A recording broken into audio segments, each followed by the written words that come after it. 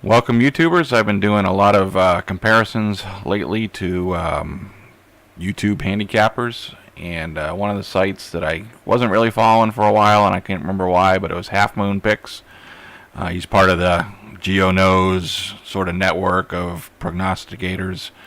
And his 2000, I know he's killing it in 2016, so I started taking a look at his 2015, and what I saw at the end of his 2015 was something. The end of his video, I got at almost the 8-minute mark of his video here of week 17, and he's got a whole list of people and how they did that week. Now I don't know if these are compared to my covers or just what people state as their spread, but he's got a ranking system here, so I figured that would save me a little bit of time and get me a much wider variety to see, if any of these guys are any good this 2015. I know this is last year, 2015, but that's kind of some of the missing data I had, and I showed you in my other video like how long it takes to, go through a particular year, especially depending on who you're doing. If you're doing like the Sports Guy show, it takes forever. Other people like Half Moon doesn't take too long because you can see by the background and you can search through it. But you can see he's got some weekly picks there. So I threw those up in my criteria, and that's what I've got, this Excel spreadsheet. So this spreadsheet has all his people, and I listed myself with the blue line, and I've got it sorted by sort of a category out here because there's a few people down the bottom, these Bs that you can see they didn't play a lot of the weeks. As I look through 1 through 17 here, these are wins and losses, 1 through 17, according to Half Moon, except for the first line, which is my straight covers look, because he obviously wasn't ranking me, which is fine. And then I've got it next sorted by the end balance. So pretend you were betting 1,000 a game, and so here's your people that were in the black for the year and people in the red for the year. So it's quite a few in the red, and then you had a couple people in the black. But like I said, these are the B group that didn't play very often, so you have to take a look at that. So basically, out here we've got our wins, losses every week, and in these columns here are your net. So your total wins, total losses on the season. This is if you had a $1,000 bet out there, paying $909 minus 110 payout, and so you either lose 1,000 or you gain 909, depending on if you win or lose. So I've got other characteristics that I look at normally, and this is what I call MOOP, or maximum out of pocket. So that's what it would take to fund. So you can see someone like me, the first week I had 2 picks out there, so I'd need $2,000 to start with. And so if you lose 2,000, like I did this particular session or this particular year, then I had 10 picks out next week. So I'm down 2,000, and then I need 10,000. So that would be 12,000 out of pocket, and I'd keep progressing that way. Now, if you win, someone like Blue Roof, who was 3-0, they needed 3,000 the first week, but they won, so they're up whatever, $2,700. The next week they need another 3 picks. Then they're only, they would only need, bring their bankroll down to, just under minus 300 or whatever it is. So the first week would count. And so it's kind of like that as I go through the season. What was the maximum out of pocket that I would need for a particular week, whatever your week is during the session, their lowest week during the year. And so some people, that hurts people who pick a lot of weeks, but that's the way it is because you could scale if you didn't require a lot of bankroll, and also my ROI comes off of that. So it's very important to look at. It's not easy to calculate, but you got to lay out everybody's weeks and then see what it would be. But you can see some people had low moops, and some people had more than 20,000. And usually, if you're losing, that compiles. If you're losing and you make a lot of picks, that compiles upon itself, right?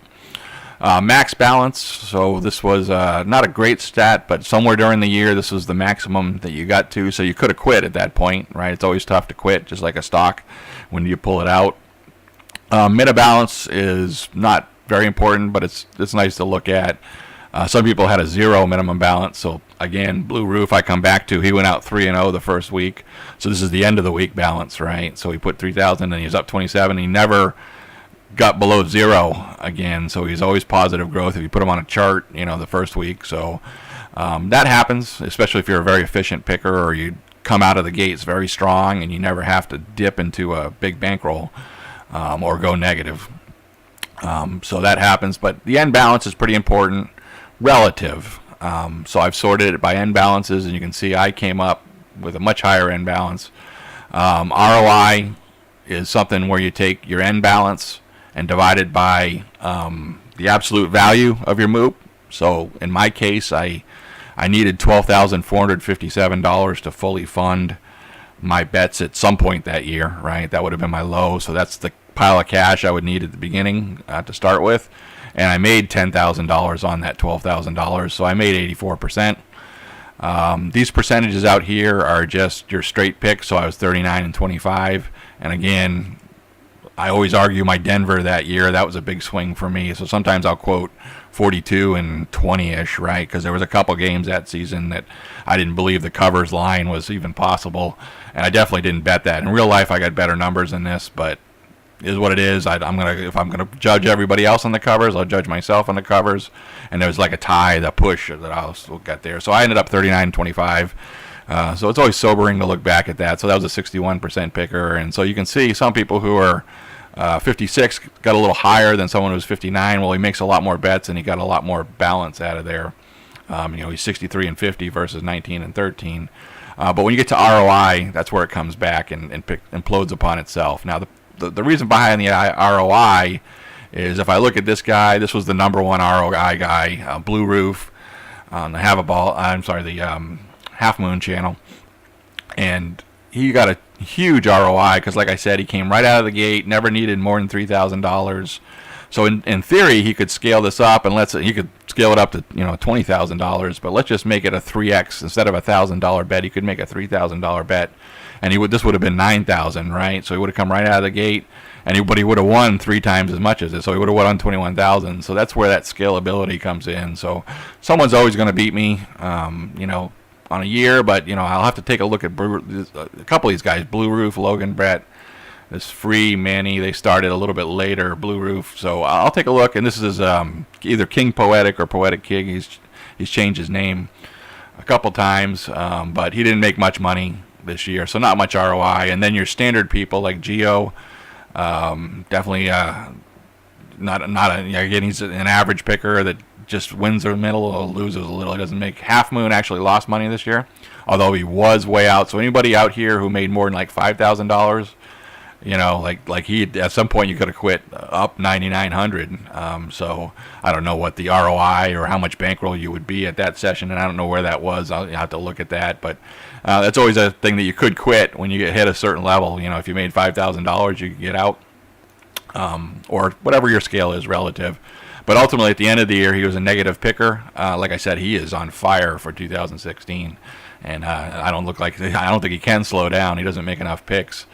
So yeah, I hurt myself. Here's a 10-game, week, and an 18-game week. Of course, 18, I do my multiples, right? So I bet 1,000 times multiple games to get there. So that's why I'm a little bit different than some of the other people who don't cite money, but that would have been 18,000 out there, so that's going to hurt my MOOP, no matter what. But I live with that, so my ROI is still pretty good. My net is good, and you don't always want to scale this back up. But so here's some people that you might recognize. Now Gino, if you watch my other video, 2013 had a good year, but the other years have been pretty negative, so I wouldn't follow him for picks. Half Moon, like I said, Geo, not really worth picks. And then you got other people like Billy B, BWFs, Robert Sports, Hatbox is terrible. Whenever I looked at him in his first season, it's always been terrible. And not the worst, but terrible. So Sean P is another one. Teddy Bear had a bad year this year. Again, if you look at my other video, he's crushing it this year, and he crushed it back in 14. So you got to take a look. Definitely 15 was a down year for the Teddy Bear. But it's still a pretty good instinctive picker. And the Football Guru, it seems no matter what a year, he's actually one of the absolute worst that I've ever seen out there. So don't bother picking them.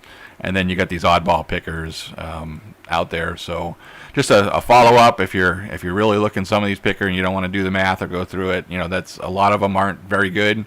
Most of them aren't very good in 2015, and a lot of them weren't very good in 2014 either. The ones that I have. So I'll have to take a little bit more look at this and see if Blue Roof is playing this year, and then I can come back and either add them to my most wanted list or not. So Anyways, that's some rankings of 2015. I definitely was looking for 2015, especially since like Gino went off the grid. But it turns out that he did turn out pretty negative, just a 52% picker, so you lose money. And so that's why he came back to free picks, I assume. But yeah, I wouldn't follow his picks. So, all right. Thank you.